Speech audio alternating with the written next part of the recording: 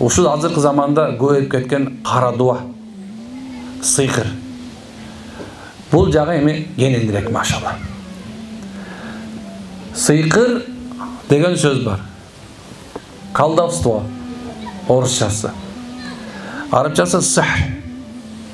Же болсо арабчадан которо келгенде көрүнбөгөн азгырык же көрүнбөгөн бузукчулук. Бул жагы азыр аябай көбөйүп кеткен. Кара дуаланган эркек дагы, кара дуаланган аялдар көп азыр. Жада калса кичинекей балдар дагы сыйкырланып алат. Кээ бирлериңер айтышыңар мүмкүн, бул кандай, эмне далил менен, каяктан таап атат? Куранда ачасыз, Бакара сүрөсү 102 аят. وَاتَّبَعُوا مَا تَتْلُو الشَّيَاطِينُ عَلَى مُلْكِ سُلَيْمَانَ وَمَا كَفَرَ سُلَيْمَانُ وَلَكِنَّ الشَّيَاطِينَ كَفَرُوا السِّحْرَ. Демек, бул жерде ачык айтылат. Алла Таала Куранда көптөгөн жерлерде сыйкыр жөнүндө айтат. Курандын 70% Муса пайгамбардын баяны. Ошол заманда ушунча көп кара дуа жана сыйкырчылар, мындай бир жан көз боемочулар ушунча көбөйүп кеткен себебинен Муса деген пайгамбарды Алла Таала жөнөткөн. Бирок Мусадан мурун эле некен Сулайман деген пайгамбар болгон. Алдар айтат, мындан 7000 жыл мурун эле кара дуа деген сыйкырчылар деген нерсе болгон. Азыркылардыкы болсо ушундай нерсе, сыйкырды ким үйрөтөт аларга деши мүмкүн. Ал сыйкырчы кайдан чыккан? Ким үйрөтөт десе, аларды жиндер үйрөткөн. Шайтандар үйрөткөн. Эми башында айттык, ыйман келтирет деген сөздө шайтандардын бардыгы жөнүндө айттык. Эми ошол шайтандар адамдарды сыйкыр үйрөттүлөр, бирок качан пайгамбар бул дүйнөгө келгенден кийин биринчи катар асман жабылып калган. Эмне болуптур? Биринчи катар асман жабылып калды. Мурун шайтандар биринчиден минип отуруп, биринчи катарда асманда периштелердин айтып аткан сөздөрүн, же болсо бизге муаккил болгон эртең менен күн чыкканга чейин 4 периште келет. Биздин рызкы издап келет. 4 периште. Асырдан кийин 4 периште келет. Алмашып турат. Анан биздин өлүмүбүз, билесиздер, пайгамбарыбыздын машхур хадис бар, сахих хадис бар. Хадисте мындай ушул айтат. Бир периште келет, эненин ичинде болгонубузда 40 күн эт, 40 күн кан, 40 күн сөөк ушундай десе, анан кийин келип туруп, бир периште, "Я Алла", Алладан сурайт, "Я Алла, рызкы, ey Allah мунун рызкысы" дегенде, рызкыбыз жазылат пешенеңизге. "Ya Allah, ajalihi", мун өлүмү десе, бияка биздин өлүмүбүз жазат. Каяктан, эмне болуп, кандай анан шакийин ва саидун, бактысыздыгы жана бактылуулугу. Ушул жерге жазылат. Анан кийин субханалла, "Ya Allah, сен каалаган нерсени жаздым" деп туруп, энесинен чыгып, анан жан берилип калат экен. Эми ушундай периштелер күнгө биринчи катар асманда эмне калат экен? Алланын өкүмүн айтат. Баландай болду, баландай. Ушун турат экен. Эми мурун шайтандар чыкчы эле дейт. Бирок пайгамбарыбыз келгенден кийин асман эшиктери жабылып калды, эмнекен жылдыздар менен атыла турган болду. Алар үстүңкү катмарга чыга албай калды. Бирок кээ бирде угуп калышат дагы, кээ бирде угуп калып туруп, адамдарга эмне кылат экен? Субханалла, жана көз ачыктарга, жанагындайларга кээ бир нерселердин, мындай кайып нерселерди билгизип коет. Бирок пайгамбардар алардын бир сөзү чын болот да 99 сөзү жалган болот. Ар бир көз ачык шарлатан деген пайгамбар. Кимде ким шариятыбызда болсо, фыкыхта болсо мындай. Ар бир сыйкырчыны мамлекет тарабынан соттоо керек. Киши өлтүргүч катарында.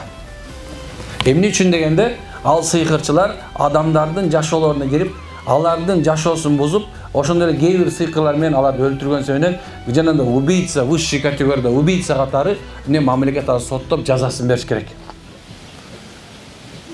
Бериш керек алардын жазасын. Эми дейт, ким деген ошо бир сыйкырчыга көз ачыкка барса, парапсихолог болосун иши ким ишине барсын. Ошого баргандан кийин ошонукун угуп туруп ушундай турбайбы деп ишене турган болсо, ал имандан чыгып калат. Ал мусулман болбой калат, ал капыр болот.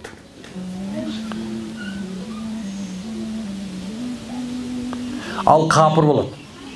Имандан чыгып калат.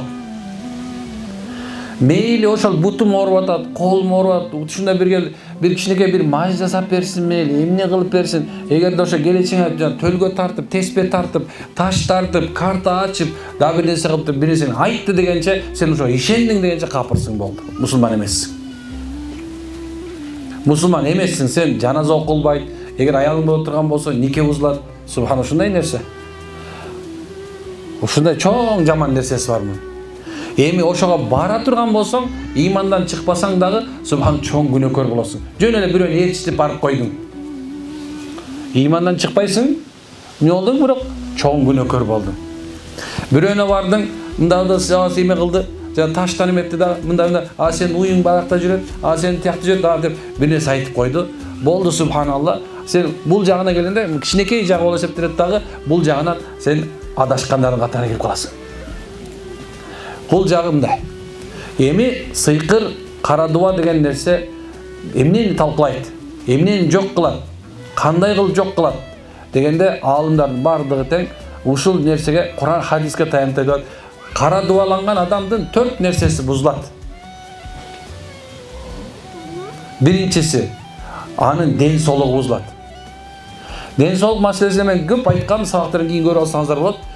Ден соолукка дегенибиз, сенин ден соолугуңду врачка барасың, невропатологко барасың, бүт барына барасың, бирок субханалла, ден соолугунун бир да дары жардам бербейт сага, бир дагы субханалла, кайсы препарат болсун, кайсы мамлекетке баргын, бирөө да жардам бере албайт.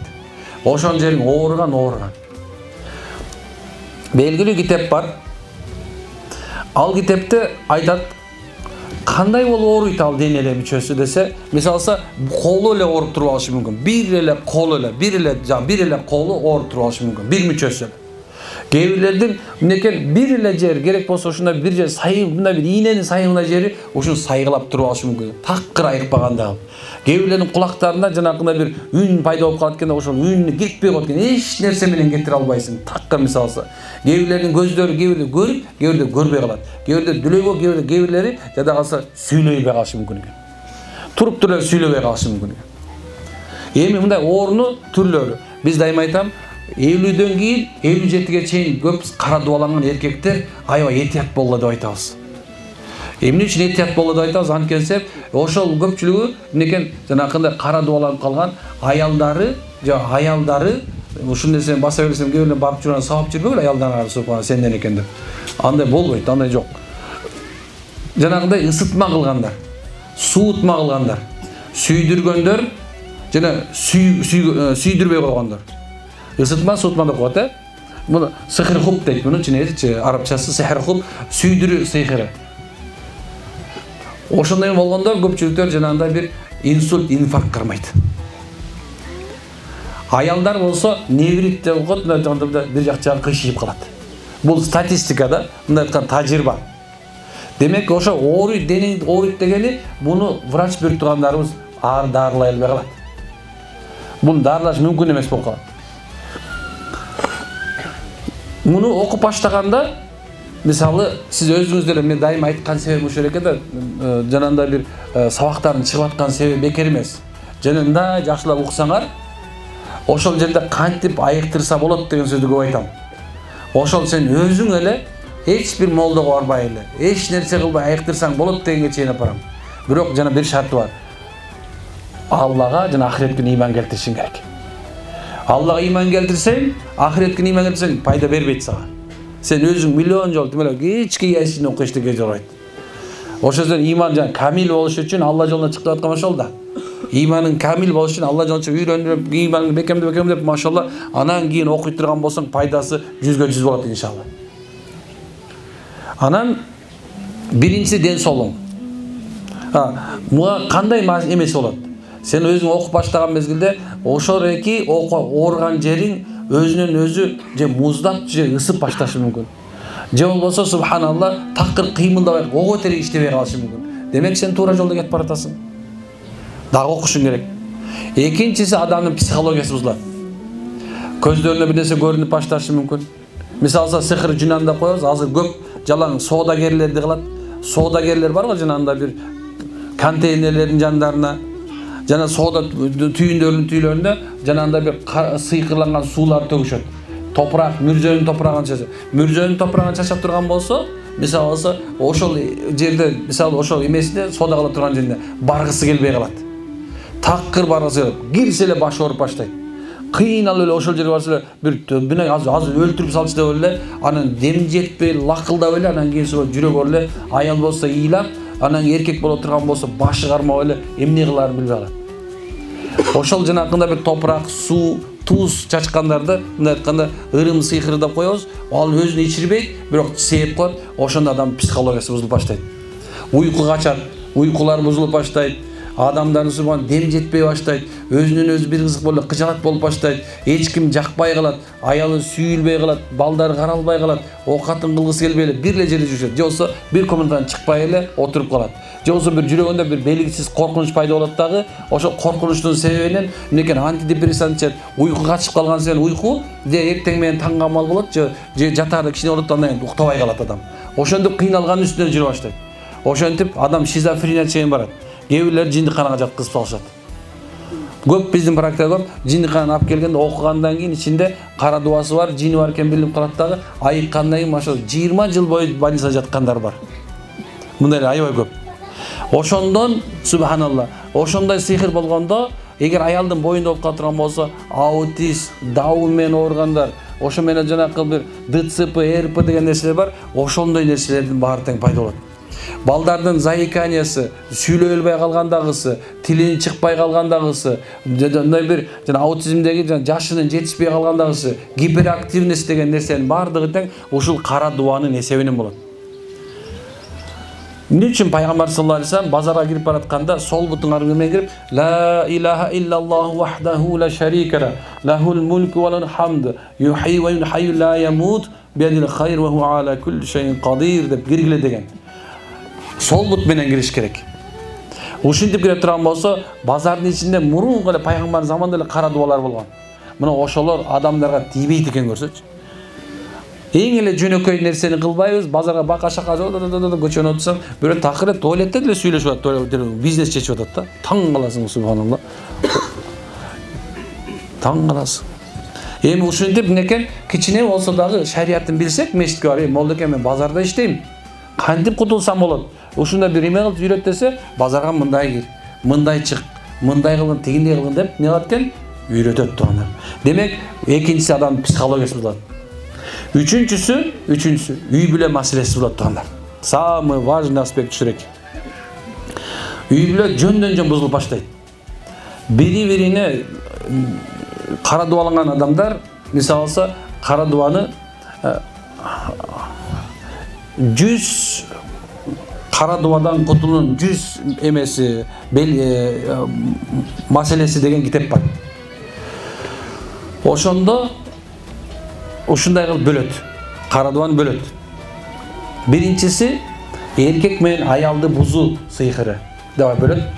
Экинчиси баланы ата менен, атаны баладан бөлүү. Ошо менен аялды күйөөдөн, энени кыздан, кыздан энени бөлүү деген сыйкырга бөлөт.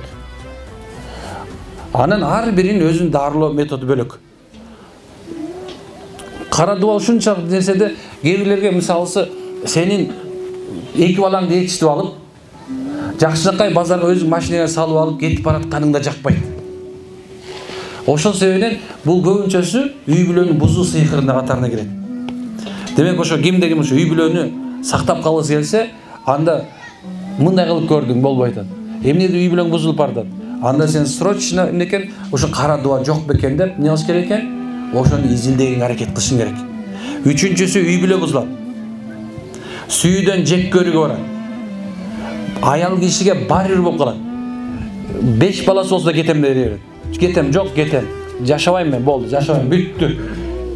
Сен мен уруу ойнойт да. Эркек киши сыйкырга азыраак попадание болот. Аялга карагандачы. Аял киши батыраак субханалла сыйкыр бат өтөт. Эми ошол кара дубанын себебинен көп эркектер мындай аялга биринчи тийген себебинен кармап калганга аракет кылат. Кой, бул туура эмес. Ушуна бирок аял киши деп аткан, жок, мен кетем дедим, кетем, болду. Карабайт эчтеген. Эмне кетип атканы эле белгисиз. Урушпайсың, талашпайсың, эч нерсе болбойт. Кетем, болду, кетем. 5 балаң барбы, 10 балаң барбы, 25 балаң барбы, байып отаган. Бүттү. Жашооң жакшыбы, жаманбы, эч нерсе каралбай калат. Болду. Эми бул 3-үчү нерсе болсо, 4-үчүсү болсо иш аракетиң бузулат. Кээ айтат мага, молдоке, эме кылып бер. Биздин ишибиз болбой калды. Жолубуз ачылбай калды. Жол ачып бер. Айтасың айсага жол ача тургандай мен ким элем? Жол ачуу деген нерсе жок. Момундай кыл, тигиндей кыл деп түшүнүүгө аракет кыласың. Анан садака бер, муну кыл, тигини кыл. Бирок айтат, жок молдоке, күнүгө садака берем мен. Мен күнүгө кылам момундай нерсени. Мен момундай күнүгө момундай кылам. Мен момундай кылам, момундай кылсам деле субхана болбой атат. Анда келди окуп баштасаң, бай ыткытып, өзүнчө бир кыйналып, башы жана ушталып калгандай болуп баштайт. Аны ошондой дейм де, ал момундай. Анда келгенде окуп баштайсың, анткени кара дуанын эмеси бар. Көп адамдар, алымдардын көз карашында эки түрлүү ачайма бар. Биринчиси, эгерде сыйкыр болуп турган болсо, ушу төртөөнү тең бир зыян берет, кээ бир айтат жок дейт. Эгерде жумушун бузуш үчүн, иш аракетин жок кылыш үчүн болсо, анда ошол бир эле иш аракети, үй бүлөсү жакшы боло берет, ден соолук жакшы боло берет, бирок жумуш эле талкаланып жок болуп атат. Ден соолук болсо, ден соолук эле. Үй бүлө болсо, үй бүлөсүнө талкаланат, бирок калган нерсесине болбойт дейт. Biz subhanallah, ben birincisinde koşulam, özüm ceket tecrübemiz negizinde. Uşul 4 nersenin bir sıyıkır kara duan menen, uşul nersenin tağını talqı koysa olan. Bul nerse ayabay köp. Geviller atasından balasına çeyin ötkönдөр var. Köçem menden suradı ele, uşul nersenin daha birazından koş gerek. Negizinde bir adamın günөөsü sebebinden bala oğurukçan bolup kalmaydı. Josa biröөнүн себебинен, күнөөсүнүн себебинен, mesela bala dıtsıp болуп kaldı, sen şu günөө көрсүң, ошон үчүн болуп kaldı. Жок андан эмес, subhanallah. O Allah'ın kalоосу, Allah'dan gana болот. Бирок бул дүйнө себептер дүйнөсү экен, эки нерсени карайт алымдар. Биринчиси, бул дүйнө себеп дүйнөсү болуп атат. Биз себептерди карайбыз.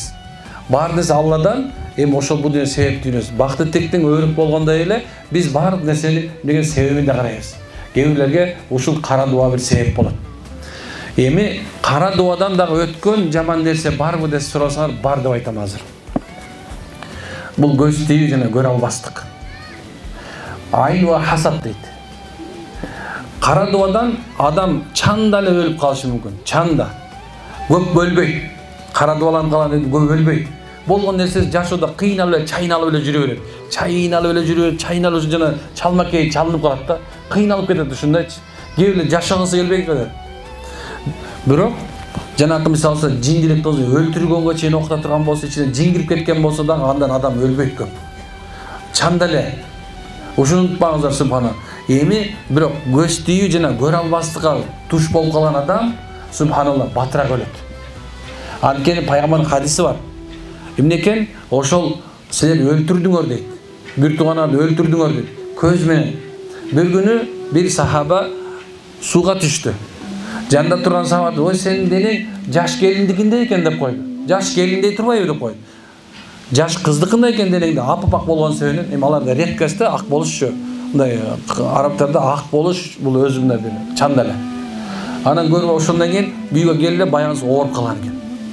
Пайгамбар саллаллаху алейхи ва саллям "Силер муну өлтүрдүңөр, силер көзүңөр менен ат салган турбайсыңар муну. Муну мындай кыла" деп ошонун баягы дааратын алдырып келип, ошону гусул алдырып, анан айыккан экен. Дегеним, subhanallah, göz менен адамдар өлөт. Göz менен адамдар өлөт. Göz тийүү менен канча деген мисалы биз иман болгон себебинен канча деген кичинекей нарсаларды коебуз. Мен ушул нерсени дайыма айтам. Кичинекей балдарды азыр жанагындай бир статуска коюп алышат, телефонго чыгарышат, Instagramда, TikTokто жүрөт. Бала тиме, сенин эле балаң эч кимдики эмес да. Бирок ушунчалык даражада чыгарып кереги жок. Мисалы мен бир нерсе айтайын.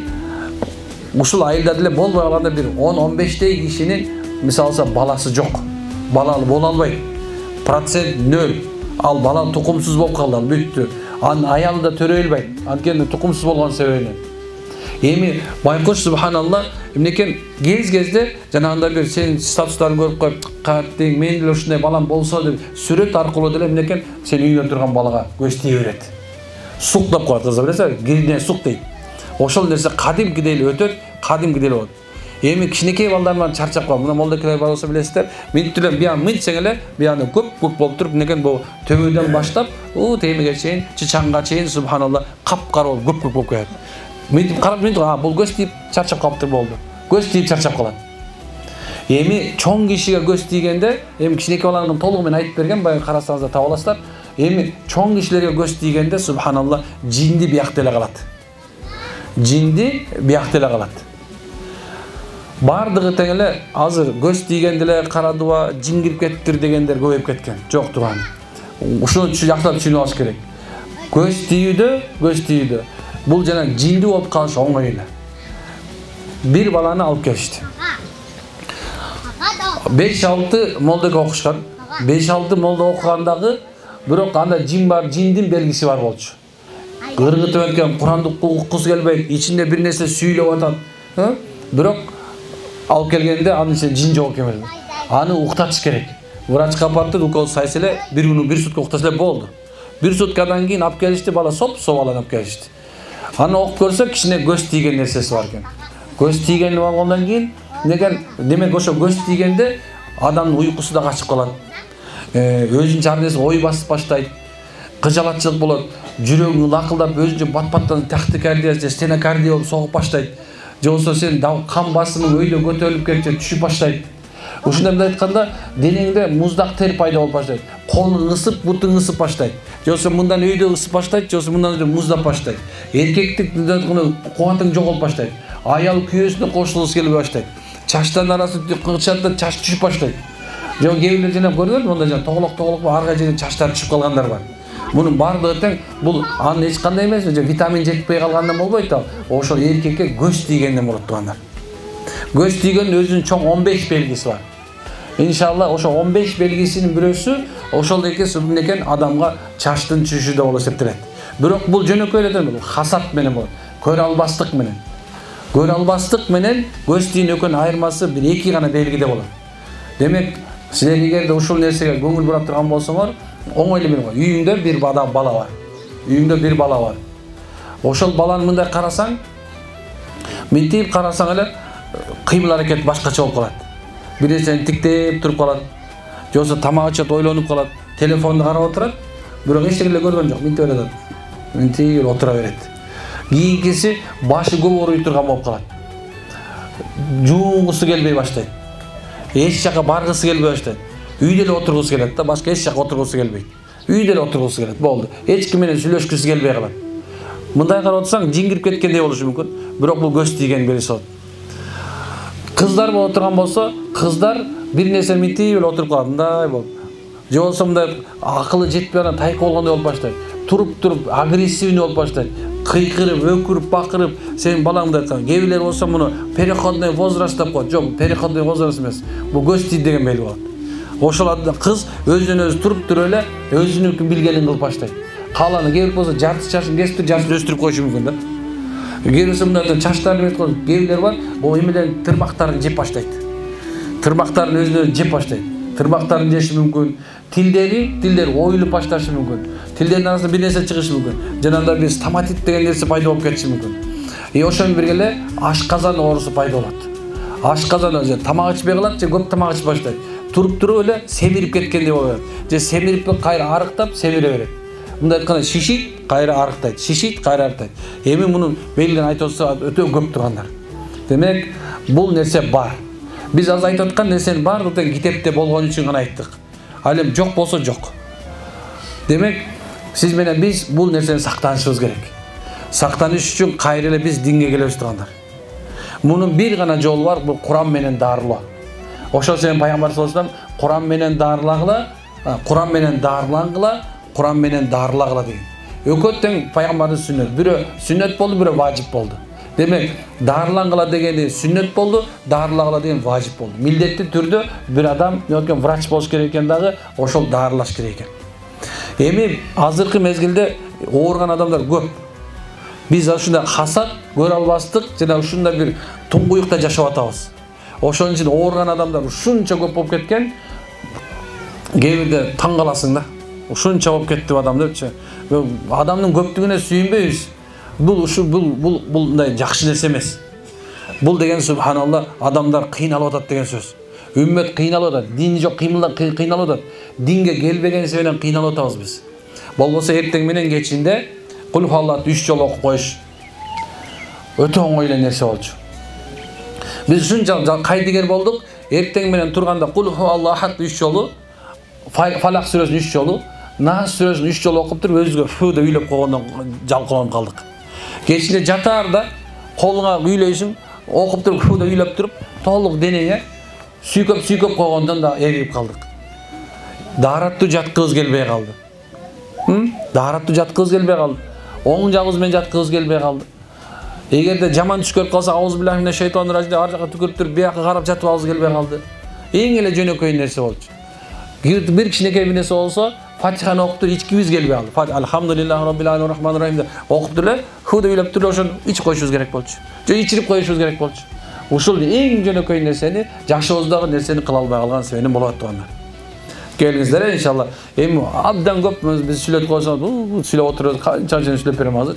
Бирок айтайын деген максат ушул эки, иншалла Аллага жана ахиретке иман келтирели, жашообузга пайгамбар саллаллаху алейхи вассалам сүннөтүн алып келели, жашообузга диндин мээнетин алып келели, иманыбызды алып келели, машалла. Көп ушул айылдарыбызда көп мээнет кылалы. Анан эгерде бир нерсе болуп турган болсо, бүт маселелерди молдолор менен чечишке аракет кылалы, имамдар менен чечишке аракет кылалы, машалла. Өзүбүз эле чече бербейли, өзүбүз биларман боло бербейли. Баягы чалан молда дин бузат деп, өзү мен интернеттен көрдүм, аны тияктан көрдүм. Жок, өзүңдүн интернеттин айылыңда бар. Мешитке барсаң эле отурат интернетчи.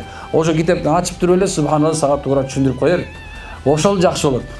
Демек, бул жердеги субханалла өзүңдүн Баткендеги бул ынтымак айылында болсоң, кайсы айылда болсоң, өзүң менкиң, өзүң закириң, накиң айтың бар дейсиң мечитте. Киресиң, машалла, айтасың, молдоке. Мечитке өмүр басып бар, такыр ишенбей атасың, молдого ишенбей эле кой. Сен субханалла ошо молда айтып аткан, оозунан чыккан Куран менен хадиске ишен. Куранда хадисте эмне кылайын мен? Катыным моунтуп атат. Балам моунтуп атат. Бул жер моунтуп атат, бир чечип бер. Анан ошол сен айткан чечимге даярмын десе, анан молдоке отуруп чечимди айтып берсе, даяр болсун аткарып коебуз. Иншалла жашообуз жеңилдеп, кара дуа, көз түйүү, жанагындай бир көрө албастык, жанагындай бир узуучулардын баардыгынан Кудай баса, иншалла кутулуп кетебиз. Эгер такыр молда дагы жардам бере албай атат. Ай ушул менден эле кетип атат болуш керек. Туура эмес эле бир нерсе кылып атам. Аллам, Кудай таала күнөөмдү кечир. Мен күнөөм себебинен ушул нерсе болуп кетти да, ошо тообаңды кылыш үчүн чыгып кел бар 3 күнгө, 40 күнгө, 4 айга кайсынан мүмкүн болсо, чыгып машалла ошол нерсени кылып тоң моюнду кылбай эле, өзүңдүн күнөөңдү мойнуңа алып эле, өзүңдү оңдогонго чыгып келе бер. Пайдадан башка эч качан зыян таппайсың иншалла. Аракет кылабызбы? Аллах ыраазы болсун. Бизден кетсе кечирип коюшат тугандар. Биз силер ойлогондой молдо болбой калышыбыз мүмкүн азыр. Алкесин канчадан бери үмүт кылып келиптиңиздер, эми алкем силер ойлогондой болбой калышы мүмкүн. Biz öte gemçilikte, ilimsiz, aciz, şunda bir fasıkta oluşumuz mümkün, Kuday saktasın. Şunda bir moldamız, avvalkim jakpay kalışımız mümkün. Eğer jakpay kalışsam, geçirip koyup, ben uşul elem, başkaça emesmin. Uşul elem, kanday tursam bu şunda, kanday söylesim uşul söylegönüm sözüm.